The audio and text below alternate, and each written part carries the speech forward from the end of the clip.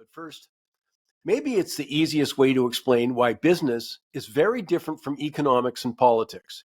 Now ask yourself, how many times before you are about to buy something, probably something big even, you ask the seller who they voted for? My bet is never. Same if you're getting someone to provide a service. Maybe you go to a doctor's office or an auto mechanic, someone who's doing some painting or landscaping. Did you ask who they voted for? Well, I doubt that. This is a tough concept for some people, especially those who live and breathe politics, to understand. And it gets to the heart, I think, of a huge obstacle that must be overcome in order to transform all of Prime Minister Carney's talk of leading the G7 in growth and making Canada a global energy superpower into reality. But I can't find anyone talking about it. I suspect that's because the vast majority in the commentary don't appreciate the difference between business/investment and economics and politics. I'm talking specifically about Mark Carney and the Liberals' serious lack of trust and credibility with investors. And let me clarify. Despite all the talk on reviving economic growth, no realistic discussion can proceed without first recognizing the critical need to attract capital to Canada. That's a business decision. It isn't an economic one. Come on, you can't start a store or catering business, a coffee shop, or big or small manufacturing plant, hair salon, or a mine, or a pipeline without people willing to make the capital investment. And they won't do it if they don't have confidence. See, over the past decade, confidence has definitely been eroded, even shattered in some industries by the Liberal government's anti-business stance. And come on, it was right out of the gate in 2015 by Prime Minister Trudeau when he said, a large percentage of small businesses are actually just ways for wealthier Canadians to save on their taxes. It continued for the next 9 years. Flash forward to 2024. Then Finance Minister Chrystia Freeland stated in defending the increase in capital gains inclusion rate, in quotes, for too long, people making millions in capital gains have paid lower effective tax rates than many middle-class Canadians. That's not right. Well, I hope that even the most partisan can see that's hardly perceived as a green light to invest in Canada.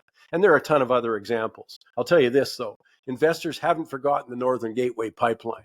After receiving conditional approval, Enbridge diligently navigated all government regulatory hurdles, including 180 days of National Energy Board hearings, 17 communities, incurred about $500 million in costs for legal, technical, and stakeholder engagement. Yet, in 2016, the Liberal government revoked the project's cabinet approval, following a federal court appeal ruling that cited you had insufficient consultation with First Nations.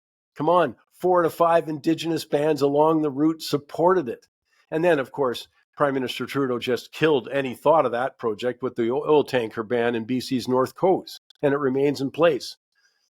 Don't think that's not on the mind of major investors when Prime Minister Carney states that any new pipeline requires both provincial and Indigenous approval. That's why Enbridge just recently stated it would take, in quotes, real provincial and federal legislative change around climate policy, regulatory timelines, and Indigenous participation in order for them to consider investing in a new pipeline.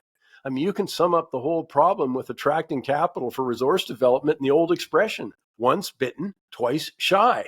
This is not economics or even finance, certainly not politics. It's business and investment, where people have to part with their own money. And that's a huge difference, come on, from economic analysis or political calculation, and very different from government, where politicians and bureaucrats have no skin in the game. It's not their money.